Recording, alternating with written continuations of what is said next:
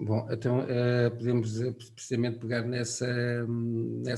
foi a nossa última visita, que foi conjunta, com o trabalho do Diogo, e o que é que foi no confronto, para além de algumas questões técnicas surpreendentes com que nos defrontámos os dois, o que é que foi, digamos que mais interessante na aproximação ao trabalho, que eu já conhecia de uma primeira studio visit e tu contactaste hoje pela primeira vez. Uma das coisas muito interessantes que eu acho nos trabalhos dos jovens artistas, e ele comparado comigo é um jovem artista, E é um jovem é um ainda, jovem artista, coisa que já não nos lembramos. é coisa que a gente já não se lembra, é exatamente essa postura de eu estou à procura de, e é uma coisa que eu tento, sendo, entre aspas, artista cota, não é? Tento conseguir manter, porque é uma coisa muito, muito difícil ao fim de muitos anos nós não termos uma fórmula, não termos uma coisa que sabemos que sai bem.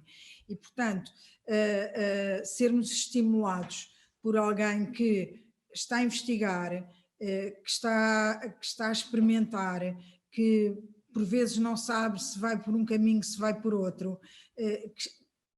Outra coisa muito importante é que está, e que eu sempre também tentei fazer isso quando era mais nova, que é que está receptivo, ou seja, o que eu chamo o efeito de esponja, ou seja, receptivo e sem problemas de ter influências daqui ou dacolá e de as mastigar e de as desenvolver, e isso é uma experiência muito rica e é uma coisa muito... Para mim é extremamente agradável ter estas conversas, eu não consigo ver isto como eu vir aqui dar uma orientação, não, para mim isto são conversas que eu tenho com pessoas que eu gostaria que me vissem como alguém quase da idade deles, o que eu sei que é impossível, mas estarmos... Mas não é improvável. Mas não é provável, mas estarmos quase que ao mesmo nível a discutir processos de trabalho, abordagens, orientação de caminhos, esse tipo de coisas. Então, assim. Nesse contexto, e dado que nós estamos precisamente no lugar da residência, houve mais duas artistas com quem tiveste hoje de manhã, com quem eu também já estive antes, e a importância da residência, de estar em residência, foi algo muito presente, agora digamos que nos três, o Diogo, que está dentro e fora, portanto está a trabalhar no ateliê e está em contacto aqui com a residência da Rama, mas a Helena e a Sílvia estão já cá, vai para um mês, creio eu, um pouco mais de um mês. Sentiste que há uma diferença, porque a residência compreende geralmente um período de concentração de trabalho. Eu não estou a dizer se sentiu no trabalho, o trabalho pode estar noutra esfera, mas na forma como da vivência do dia-a-dia de cada uma que está em residência é importante, já que elas não vão respondemos nós. Sim, eu penso que estar numa residência é importante porque obriga-nos a coabitar em termos de trabalho e praticamente em termos também quase que familiares, porque estamos dentro de uma casa quase de família, não é? Com outra pessoa que muitas vezes nós não temos o mínimo contacto, não sabemos como é que é o seu trabalho e, portanto, isso dá-nos um posicionamento de abertura, de cedência, que é uma coisa que eu acho que é muitíssimo importante no trabalho do artista, que é, eu respeito imenso e eu gosto, por exemplo, de trabalhar sozinha, mas quando sou, por razões profissionais, tenho que trabalhar com outras pessoas, saber trabalhar em conjunto, sem ser na mesma obra, mas saber harmonizar e respeitar o espaço de cada um e a pesquisa de cada um, eu acho que é uma experiência muito rica. Eu só fiz uma única residência na vida, porque as residências chegaram como atividade, já eu não tinha idade para fazer residências, porque a maior parte das residências são até um determinado idade, mas eu fiz uma residência em Marrocos e foi das melhores experiências que eu tive, e fiz com pessoas com quem eu não tinha, ou seja, sabia muito bem quem era, conhecia, mas não tinham, quer dizer, embarquei num projeto completamente às cegas. Na primeira conversa que tivemos com a Cristina Ataíde, tu eras participante de pelo menos Exato. de uma das... A Cristina fez várias residências, e a Cristina uma vez convidou-me para fazer a residência em Ifitri, que era em Marrocos, e fomos parar a uma espécie de uma praia, de uma praia grande em Marrocos, que tinha 5 ou 6 vezes o tamanho da nossa praia grande ao pé de Sintra, numas antigas instalações de um hotel, e estava eu, o Albuquerque Mendes, a Cristina Ataída, Graça Pereira Coutinho e eu. E portanto, nunca tínhamos, talvez a Cristina e a Graça já tivessem trabalhado juntas, e eu nunca tinha trabalhado nem com nenhum deles, e nem sequer tinha uma convivência com eles. Conhecia muito mal o Albuquerque, porque era do Porto, era só aquela coisa mais cerimoniosa, e foi uma experiência espantosa, de tal maneira que quando por vezes vou ver ou o site ou o blog e vejo imagens dessa época, sinto imensa falta dessa experiência que nós tivemos, e que correu muito bem, e correu tão bem que a prolongámos depois mais uns tempos e fomos viajar para Marrocos e fomos para o deserto. E eu penso que isso foi uma coisa que nos marcou a todos muito, e nos deixou unidos. Quer dizer, nós somos o grupo de Marrocos. Para mim, a relação com esses artistas eu fiz com eles o grupo de Marrocos, e portanto, apesar de termos todos caminhos diferentes, cada um obras diferentes, mas há um respeito e uma troca de conhecimento, que foi o que aconteceu durante aquele período, que foi extremamente enriquecedora. Era ótimo que houvesse mais residências para idosos. Para idosos, muito bem. Pegando essa tua experiência de grupo, embora tu tenhas trabalhado e participado em inúmeras expedições coletivas ao longo da tua carreira, se é que nesta fala sempre em carreira, embora prefira falar em trabalho. Nos últimos anos, ou talvez na última década, tem havido uma aproximação de uma geração mais jovem, de artistas mais novos, artistas homens e mulheres, ao teu trabalho, e a trabalhar contigo, e a reunirem-se, digamos que em tertúlia, não em residência, contigo. Isso eu penso que será enriquecedor para todos, mas como é que é da tua experiência? Porque acaba por ser como quase que uma residência, entre aspas, que se vai passando entre ateliês na mesma cidade. E também com a facilidade que há hoje em dia das comunicações e das redes sociais. Mas mesmo para a era Covid, que há uns meses atrás... Não tem nada a ver com o Covid, tem mais a ver exatamente com a evolução das tecnologias, e que me permitiu ter acesso a um determinado número de jovens artistas que começaram a publicar as suas obras online, que era uma coisa que no meu tempo, eu não gosto de utilizar esta expressão, há 20 anos mas não existia, era impossível. Quer dizer, nós ou íamos ver as exposições ou não tínhamos acesso tão facilitado a ter conhecimento do trabalho que se andava a fazer. E confesso-te que quase que sou mais eu que os procuro, porque às vezes as pessoas têm, e ficam já avisados, porque podem me contactar à vontade, porque as pessoas às vezes têm um pouco de receio, já é uma pessoa que está aqui há muitos anos, que calhar não tem paciência para falar connosco. Não, eu costumo dizer que o que me interessa é assim: eu tenho imenso respeito por todas as pessoas que tenham cabelos brancos como eu, ou mais, mas o que me interessa, o que me interessa mesmo é conseguir perceber qual a razão de que neste momento um grupo de artistas está vocacionado a trabalhar, por exemplo, neste caso, um regresso à pintura, que foi uma coisa que eu achei absolutamente fascinante, porque era uma coisa que eu quase que não via, a não ser em 2 ou 3 casos pontuais que eu conhecia bastante bem.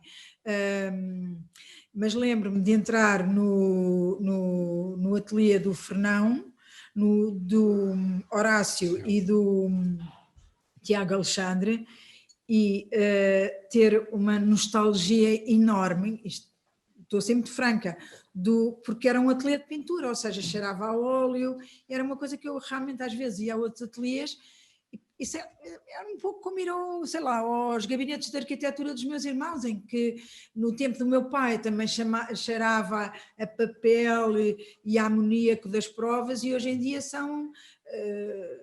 Já desapareceu o Osalib e ficou digital. É tudo digital e portanto, eu própria, portanto, essa minha aproximação a eles, porque gostei imenso dos trabalhos que fui vendo, depois ao mesmo tempo estas redes permitem que tu conheças pessoas que são muito curiosas e que são...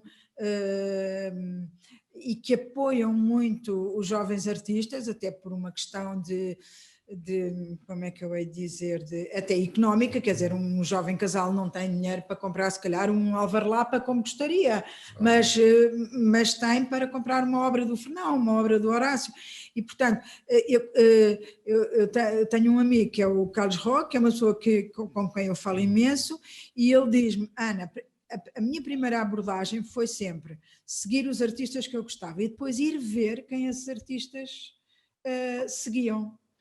E é uma cadeia, e portanto eu pensei, vou fazer exatamente a mesma coisa. Há uma lógica, há uma lógica, exatamente. Que me parece, como estou a interromper, que é a legitimação dos artistas vem dos outros artistas, e exatamente, não vem nem de curadores, nem de coleções, nem de instituições, nem quando aí chegam.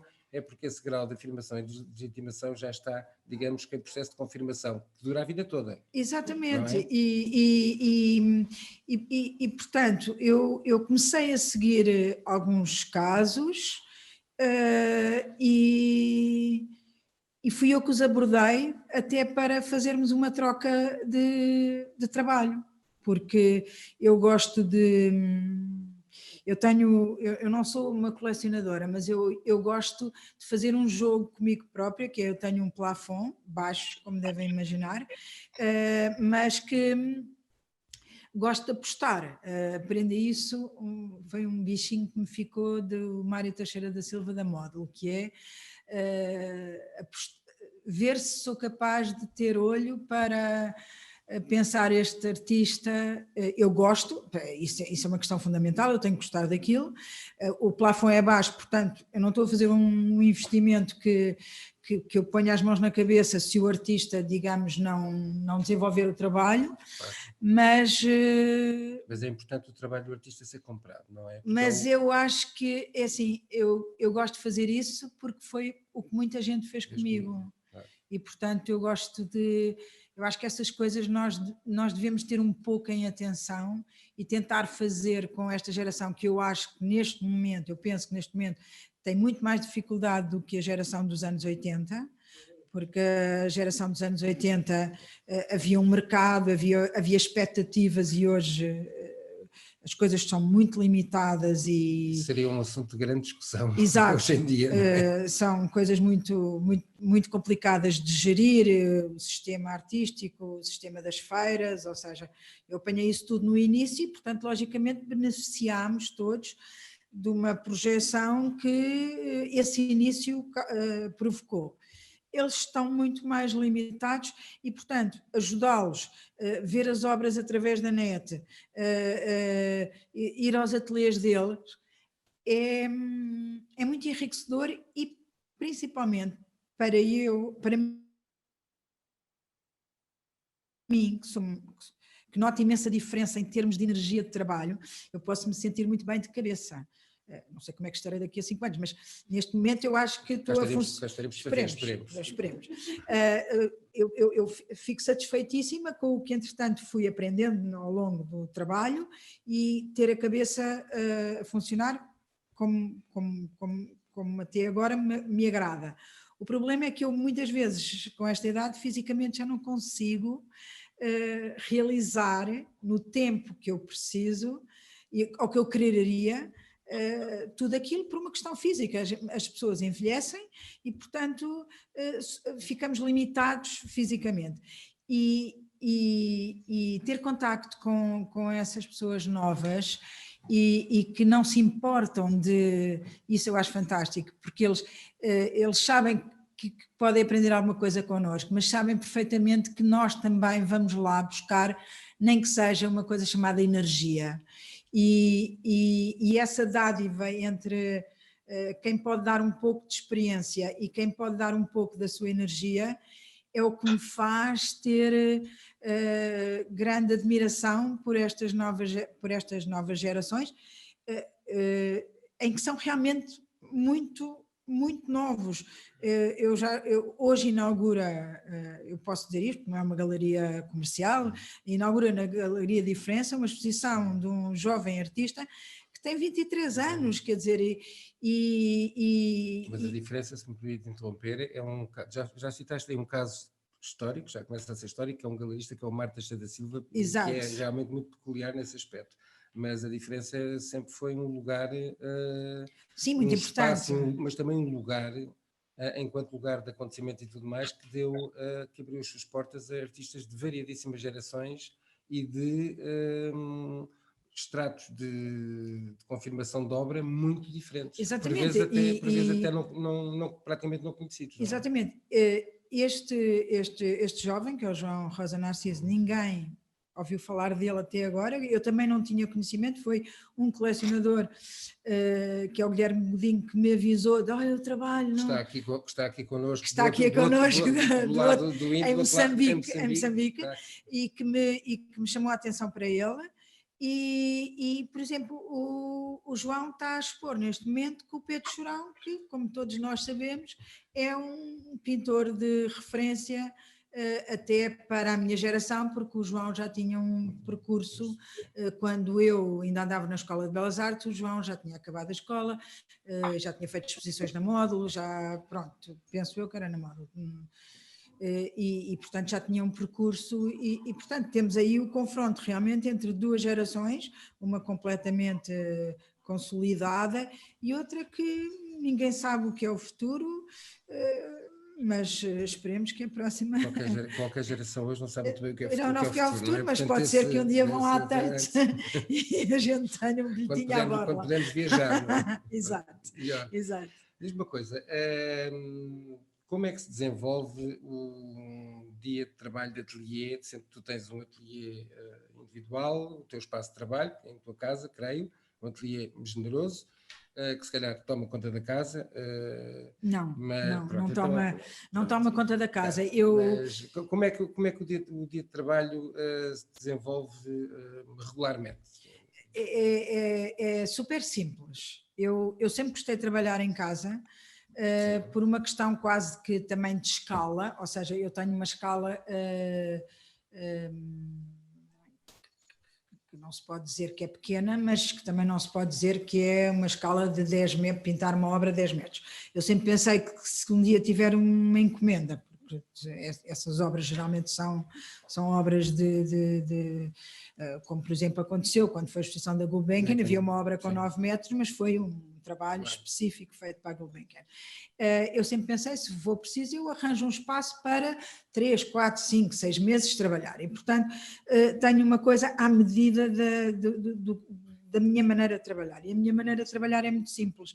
É acordar de manhã, tomar o pequeno almoço, ver os e-mails agora, porque antigamente era ir à caixa de correio e ver os convites todos da exposição, que é uma coisa que as pessoas hoje também já não sabem o que é. Mas foi uma das coisas que eu sempre gostei. Eu recebia, sei lá, dezenas de convites. Tenho uma caixa inteira que não sei o que é de fazer ainda com aquilo, mas não sei ainda como pegar, dos convites, até praticamente eles terem desaparecido, que foi final dos anos 90. E portanto, e faço tudo com muita calma e tudo com muito devagar, e sempre gostei disso, e de trabalhar com tempo. Ou seja, eu não gosto que por exemplo, já tem acontecido e eu tenho sabido responder e é um desafio. Há uma hipótese de uma exposição daqui a 4 meses, consegue responder. ok, vamos a isso. Mas o que eu gosto de fazer é preparar uma exposição com 1 ano e meio, 2 anos de trabalho. Principalmente se for uma exposição de pintura, porque é uma coisa que me dá um certo prazer, eu não sei se as pessoas se apercebem disso ou não quando vão ver a exposição, mas eu consigo identificar, e as pessoas que me são mais próximas também, o princípio do trabalho, o meio do trabalho e a parte final do trabalho, que dá pista, digamos assim, para uma nova pesquisa ou uma nova... Ou seja, não há uma coisa... Uma exposição não encerra não encerra trabalho, um ciclo. a continuidade do trabalho. Exatamente. A pintura não tem... Eu trabalho com séries, quando faço aquilo que é uma instalação, assemblagens, que eu chamo de desenho, mas muitas vezes nem sequer tem lápis, eu chamo de séries, e isso são coisas fechadas.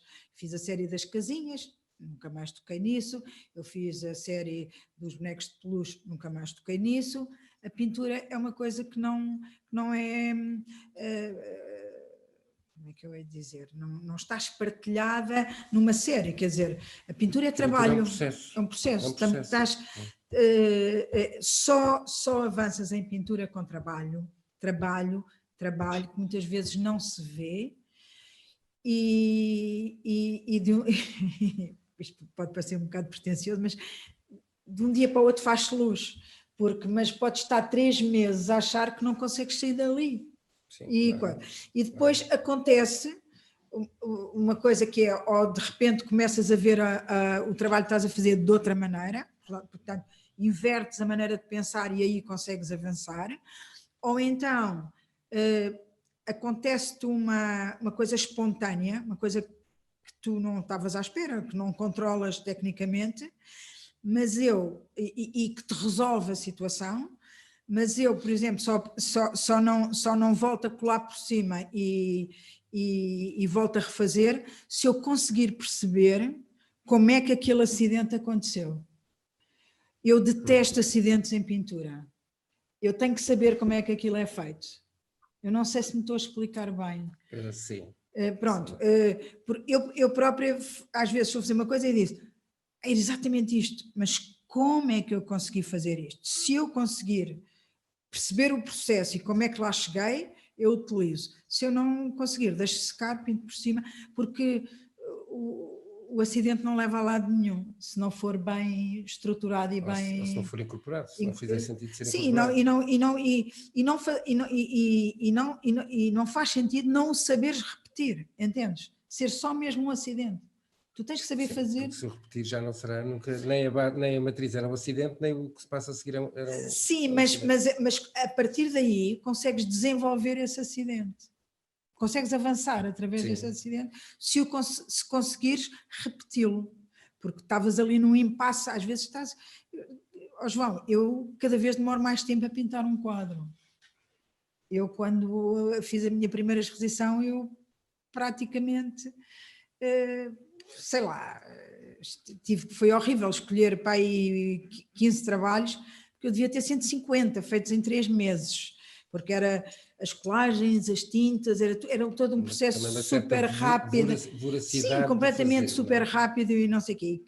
E tu vais, com a idade, tu vais perdendo essa espontaneidade, porque vais tomando consciência que não és a última Coca-Cola do deserto, que é uma coisa que nós às vezes aos 20 anos temos essa ideia, principalmente quando, por exemplo, nos anos 80... Sabendo o que é Coca-Cola e não sabendo o que é o deserto, não é? Porque ainda não chegou à altura. Mas pronto. E depois vais tomando consciência da responsabilidade que é teres que avançar, teres que fazer, não poderes estagnar e, portanto... todo o processo se torna mais lento e, ao mesmo tempo, mais consciencioso, mas menos espontâneo. E portanto, a pintura é exatamente isso, é o trabalhar muito para conseguires sair de um ponto em que sabes que toda a gente vai achar, te vai identificar com aquela obra, e vai achar que está benzinho. O que é que se quer dizer benzinho? Benzinho é aquela coisa que tu chegas e dizes, olha que benzinho que isto ficou. Está benzinho. Eu acabei de ver a tua exposição, que está na Fundação Vida Silva, e não achei nenhum benzinho, também não achei nenhum mauzinho, também é o contrário. Mas já vamos falar da expressão a seguir, que eu queria te pôr uma questão sobre uma parte que provavelmente eu acho que o público não conhece, e quem te conhece pode não ter essa noção, e isso já se passou connosco uma vez, quando foi num projeto de uma exposição, que é, eu não vou propriamente falar de arquivo, nós temos um artista amigo, Sim. entre outros, que tem, digamos que uma certa obsessão pelo arquivo, mas tu és uma guardadora de imagens, de Sim. objetos. Para estragar, para poder estragar. Isso já vamos ver a seguir. Mas é um facto que, por exemplo, nessa situação que nós tivemos, em que eu estava a fazer a curadoria de uma exposição, e escolhi alguns desenhos teus, inclusive na galeria, uma galeria que hoje já não existe, a Galeria Baginski, e depois perguntei se não havia nenhum trabalho que estivesse em desenvolvimento, ou um trabalho inédito que não tivesse sido exposto. E daí partimos, e foi aí que eu descobri, porque não sabia e não tinha tido a experiência no local, saímos dessa tua casa, fomos uma porta abaixo, segundo me lembro, ao armazém,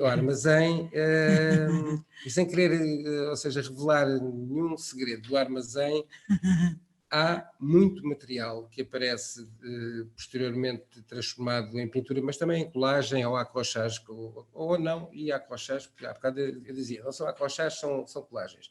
E tu há pouco, sim, independentemente disso, mas que há uma série de material que de repente se vai transformando em objeto artístico através dos processos que tu usas, de sobreposição, colagem, recorte também, e tudo mais. Queres falar um pouco de quão importante é essa outra atividade que não é visível, que é por um lado, respigar, procurar, e por outro lado, guardar, independentemente de ter ou não uso, e um dia eventualmente venha a ter. Sim, eu tive esse processo, eu tenho 2 processos que não são tão conhecidos, mas que eu não me importo nada de falar, e sempre falei deles, mas que não é visível, as pessoas não me veem a trabalhar nisso, ou seja, porque depois não é propriamente exposto.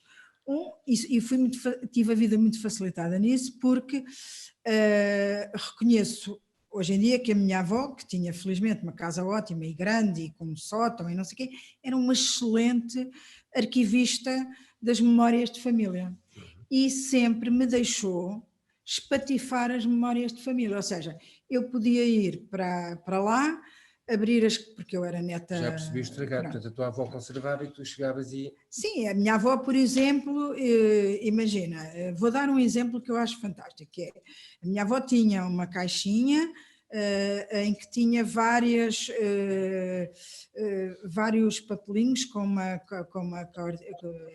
vários embrulhinhos com uma cordinha, e dizia unha de leão que o meu pai trouxe das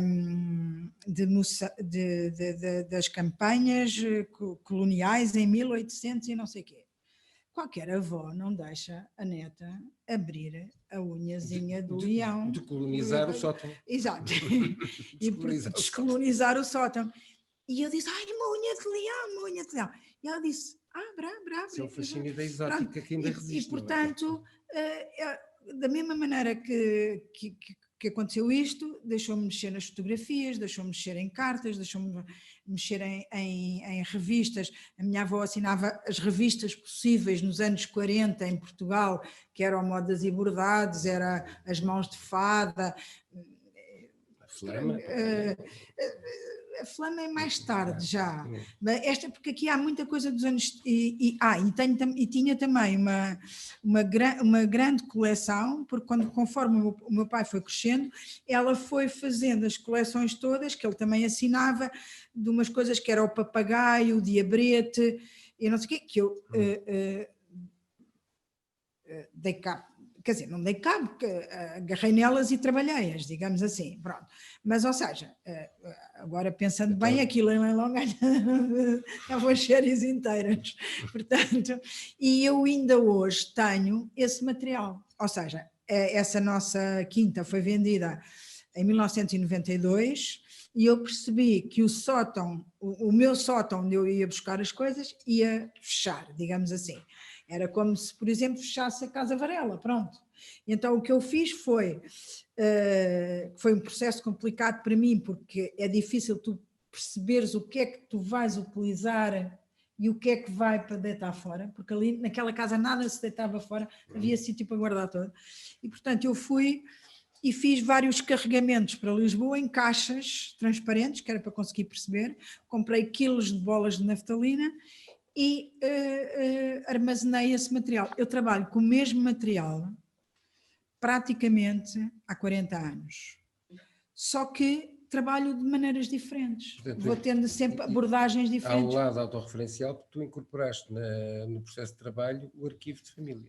Exatamente, eu tudo que não é biográfico no sentido em que muito não aparecem, ou que me lembro, figuras que sejam teus familiares, que eu me recordo. Não, por exemplo, eu fiz o único trabalho mais referencial, que tenha mais referência à família é sobre o período da guerra colonial, das cartas, da cama colcha das cartas e os babetes, que tem a ver com, tudo tem a ver, não é um posicionamento. Mas não há representações fotográficas ou o que seja de pais, irmãos, família?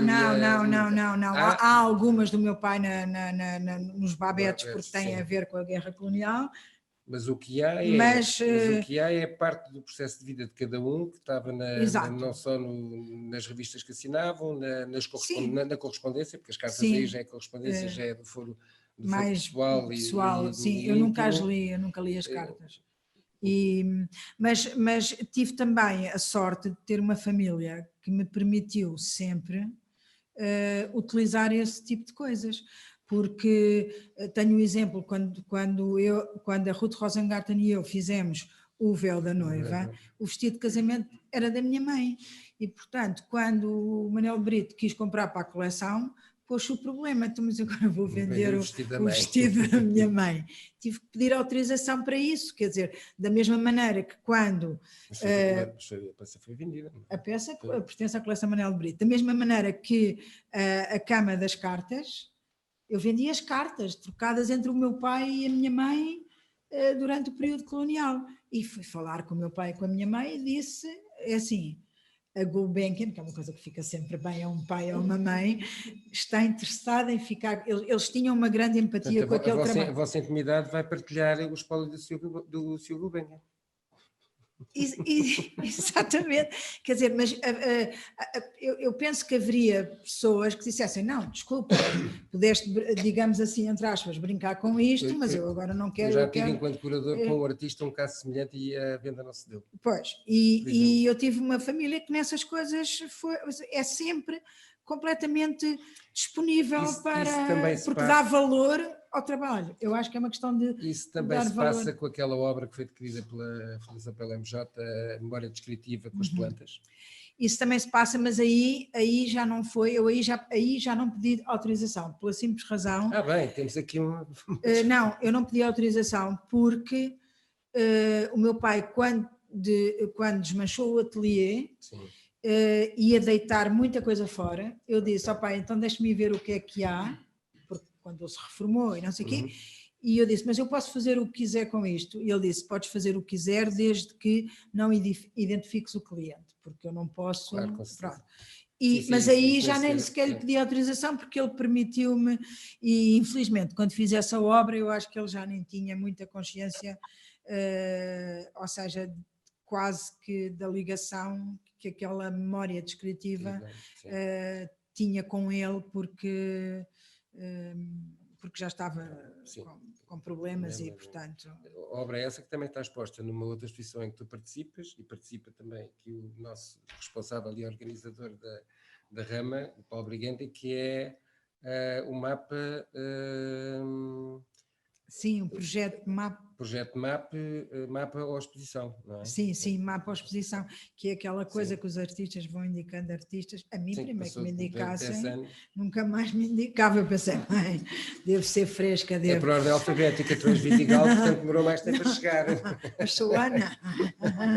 Isso depende da forma como se organiza. Mas, eu ainda organizei currículos por ordem do último nome e agora é do primeiro. Portanto, e agora é do primeiro. Eu tenho sempre imensa sorte, porque seja do primeiro ou seja do último, Estás sempre em primeiro. Eu e o Vasco Araújo estamos sempre... Pois é, Ana Vidigal, Vasco Araújo, já aí nós até uma vez fizemos... um AVVA. Um AVVA. Nós agora fizemos, por exemplo, aos 18 anos da Umbigo, trabalhámos os dois juntos. E nós, a única coisa que tínhamos feito juntos foi uma sessão de música dos anos 70 e anos 80, naquele bar de Lisboa, que é o Porex, que nos convidaram para fazer o que nós quiséssemos, e nós fizemos uma noite dos anos 80 e chamámos que era uma produção dos ABBA, porque era aquela brincadeira com os ABBA. E a designação que também na referência bibliográfica também não é... Quando nos questionámos... Não, ABBA está muito bem. Sim, exato. E quando nos questionámos como é que vamos chamar esta obra o Vasco disse, Ana, isso tem que ser AVA outra vez, quer dizer, é Ana Vidigal, Vasco Araújo e acabou-se, temos digamos que uma marca registada para eventos. Não é uma dupla episódica, mas que se vai reunindo... Não, nunca trabalhámos em conjunto, a não ser quando nos convidam para pôr música ou nos convidam para os 18 anos da Umbigo. Pronto, foi as únicas vezes, nunca tivemos... uma colaboração por década. Exato, assim, e festivaleira. Festivaleira, com os dois que eu conheço, isso será de certeza. Fala-nos um pouco da exposição que está no piso térreo da Fundação Vida Silva. A exposição da Fundação... Aquele título, há bocado falávamos ali, enquanto estávamos com os artistas da residência, principalmente com o Diogo, a questão da palavra e do uso da palavra. Sim, e isso era... Começando pelo título da exposição. Isso era outra das coisas que eu há bocado foquei, portanto, nessas duas atividades que as pessoas não têm tanto, não há tanta visibilidade, que é o guardar as coisas, e é o jogar com as palavras e ser mesmo quase que um trabalho de... sei lá, que eu poderia, não, porque já há muitas pessoas a fazer isso, mas tira daqui, tira da lá, tira da lá e faz conjuntos de frases com frases que não são minhas, misturadas com outras que são minhas, tudo roubado, principalmente é tudo roubado de livros de poesia e coisas assim. O que acontece com isso é que, por exemplo, esta exposição... todas as exposições assim que me deram talvez mais prazer em fazer, ou que seja, foram pensadas de raiz sem ser para um espaço, sem ser aquela coisa do trabalho de ateliê para expor Sim. numa galeria, o trabalho de 2 anos, não sei o quê, das duas uma, ou eu escolhi um título e depois digamos que dançava à volta daquilo, ou eu dançava o que eu queria e depois ia buscar a música da orquestra. E o que aconteceu aqui foi que eu eram 2 datas importantes. Uma é que quando fazemos 60 anos, quer queira, quer não, por muito... que nós digamos que não, é uma data muito marcante para uma pessoa, 60 anos são 60 anos e pronto, e ao mesmo tempo coincidia com 40 anos de trabalho, porque nós começámos a expor muito cedo, a geração dos anos 80. E então eu lembrei-me de propor à Fundação Arpad Zen Vieira da Silva fazer uma pequena exposição em que eu me apetecia fazer uma exposição que apanhasse 2020, 2021, porque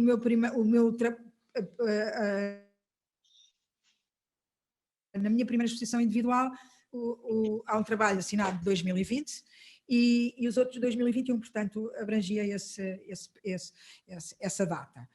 E depois pensei como é que eu vou pegar nesta coisa sem ser de modo pretencioso, que é uma coisa que me deixa completamente sempre enervada, é qualquer tipo de arrogância ou pretensão ou qualquer coisa assim.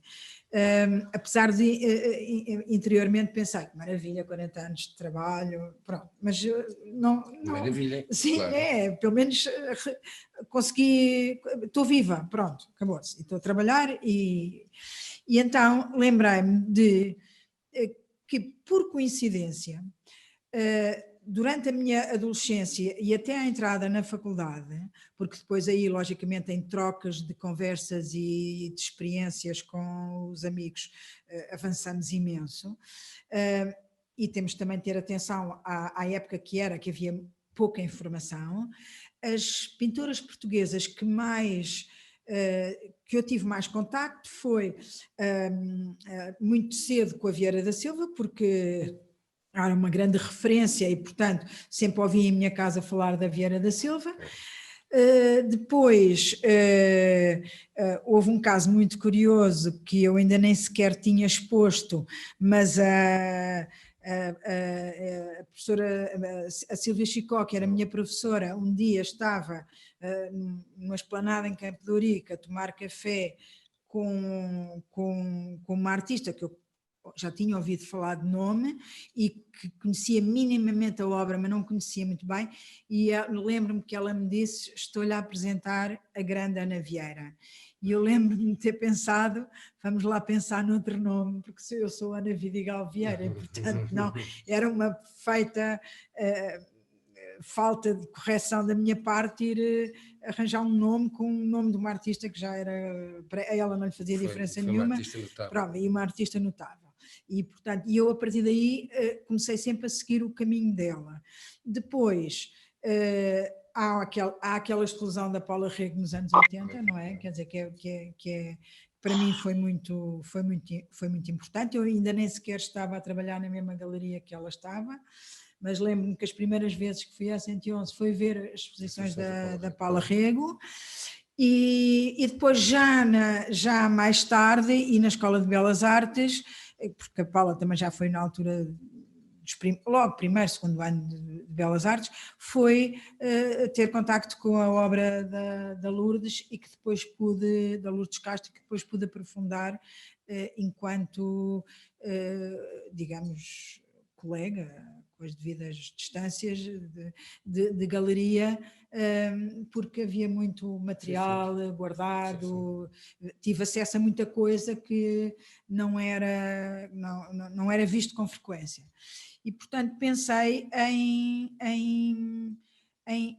digamos, continuar o meu trabalho, mas dedicar cada um dos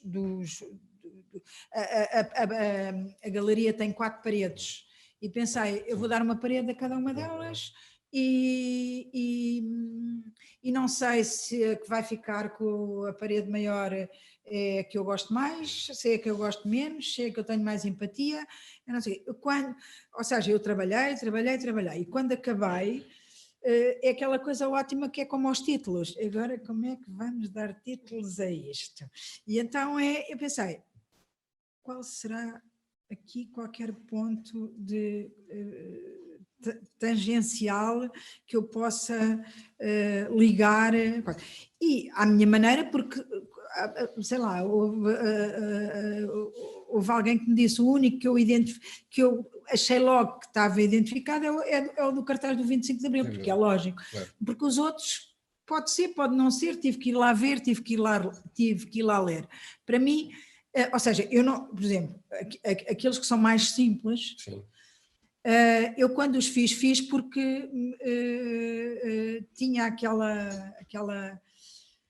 aquela forma de apresentar aqueles pacotes já na cabeça.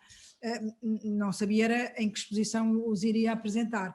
E logicamente aqui pensei, está uma boa oportunidade de coisa, porque o trabalho mais sóbrio destas artistas todas que aqui estão é o da Lourdes, portanto a coisa mais, aquilo não tem uma ponta de tinta, não tem alguns assim grãos de arroz dos anos 40 que já estão aqui na moldura porque os pacotes tinham arroz ainda lá dentro e são mesmo muito antigos e portanto arranjei, ou seja, mas são pequenas quase que justificações que eu tive que gerir É para... uma exposição um pouco à guisa de pequena história de meio século de mulheres na arte. E também tem um pormenor muito curioso, sim, tem um pormenor muito curioso, é que todas estas mulheres foram casadas com artistas plásticos. E achei, quer dizer, artistas plásticos que eu respeito imenso. Exatamente. É o Arpado, o René Bertolo e o segundo marido da Lourdes, que eu confesso que era o Manel Zimbro, o Victor Willing e o Eduardo Neri. Pessoas que eu tenho imenso respeito pelo seu trabalho, tenho sempre imenso respeito pelo trabalho das pessoas, porque eu sei o trabalho que dá o trabalho. E, portanto, tenha eu empatia ou não... E as pessoas que trabalham. E as pessoas que trabalham. Tenha eu empatia ou não, gostasse eu de levar para casa ou não, eu respeito sempre. Acho que foi um princípio que eu tive desde miúda. Mas esse fator mostrou-se importante, se fizesse e logicamente, eu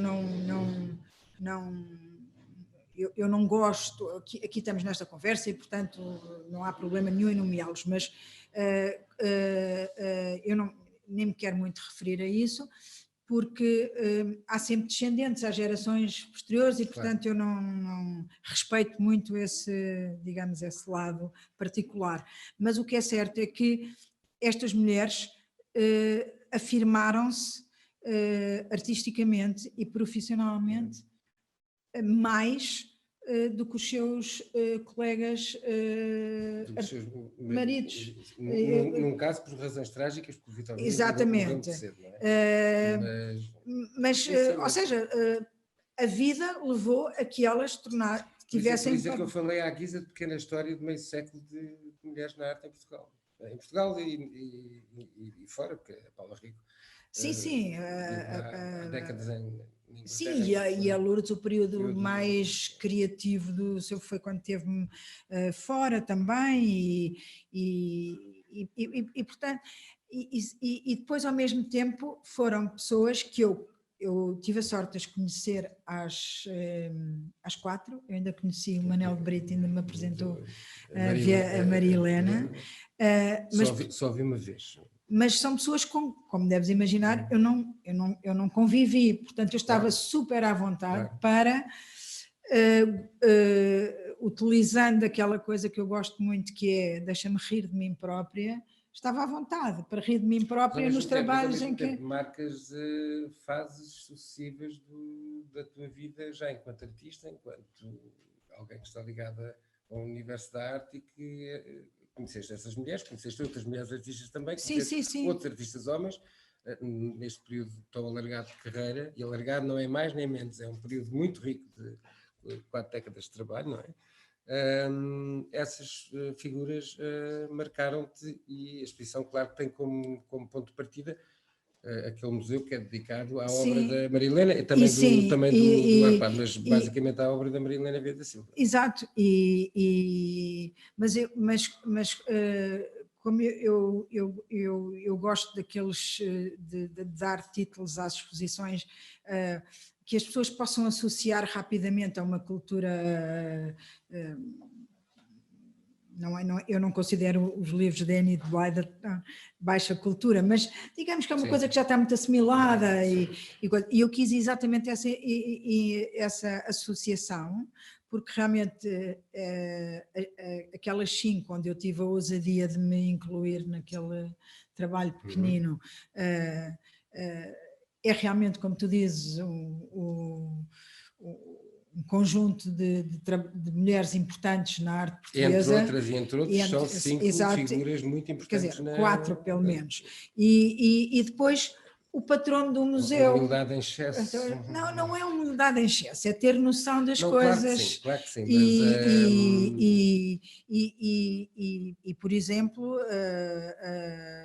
a Maria Helena viveu bastantes anos, e não sei o quê. Por exemplo, a Ana Vieira foi uma artista que morreu cedo, não é? Quer dizer, desapareceu cedo portanto, isso também é uma questão de sorte. A Lourdes tem 90 e coisa, e portanto ainda está bem, e recebe, ainda outro dia vi com bastante satisfação ela a falar com o Romão, com o André Romão, quer dizer, são coisas muito curiosas, exatamente dessa troca de gerações e de experiências, porque, e lógica, por exemplo, aí tenho quase a certeza, mas não sei, que deve ter sido o André que contactou para conhecer a Lourdes. Eu, no meu caso, talvez é ao contrário. É um projeto do Mato que sim, também está no meu caso é ao contrário, é quando eles estão mais novinhos, é quando eu vou, porque os mais velhos, repara, eu já conheço quase todos.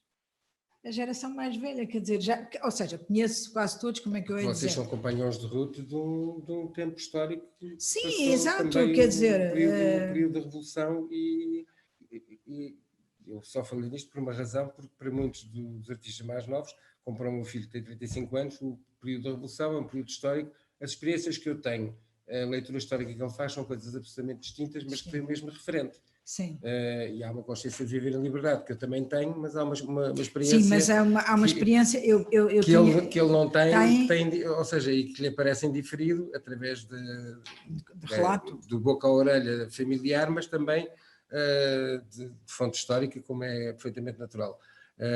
Portanto, assim, quando se fala que desse período de tempo em que eu já conheço quase todos, mas também vocês também se conhecem todos de uma outra maneira e vão conhecer todos os que vêm das gerações seguintes, porque já há mais do que uma geração, de forma diferente, tendo confrontos e tendo aproximações. Eu já estou na terceira geração do que eu considerava jovens artistas, porque eu comecei a pensar em jovens artistas com a geração do Vasco, do João Pedro, e quer dizer, se tu fores a ver, a seguir já há outra geração. Já houve uma geração de jovens artistas.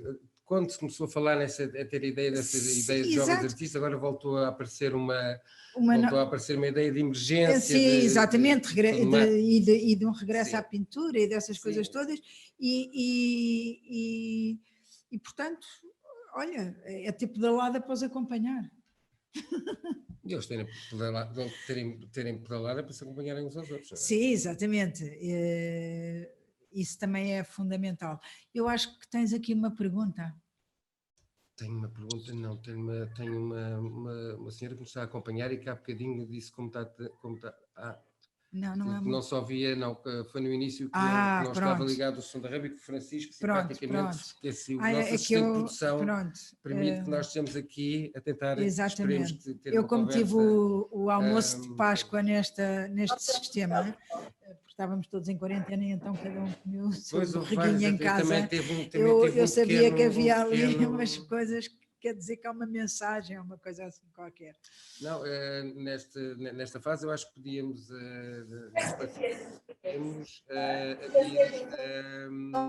alguma questão que nos queiram pôr ou queiram pôr quem terá aqui. João Pinhatel. Temos uma forte representação de Moçambique. Sim. João Pinhatel que eu já não vejo há bastante tempo também. Aquilo não é o Guilherme. Acho que sim. Deve ser, possivelmente é. Eu acho fantástico. É o Guilherme. Não, o Guilherme está sem. Este é o João Luís Simões. Podemos ficar a dizer adeus uns aos outros, que é muito simpático. Ficamos assim a aspecto do almoço de Páscoa. Exatamente.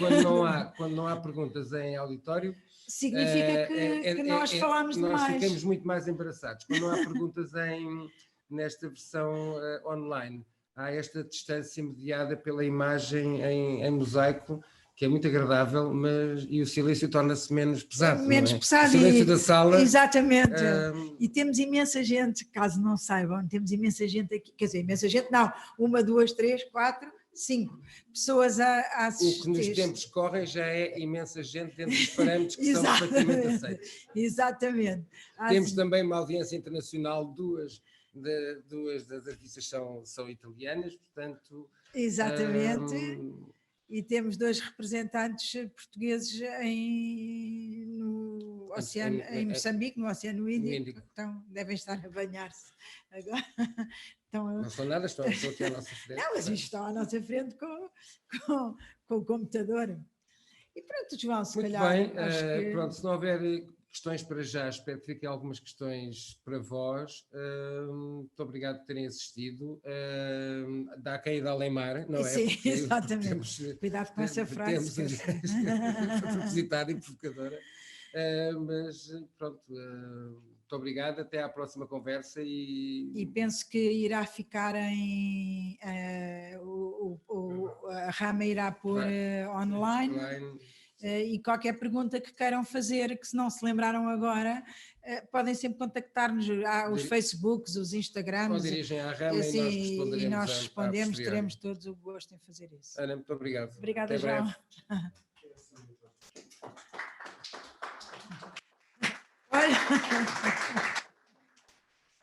Olha que se percebe que são...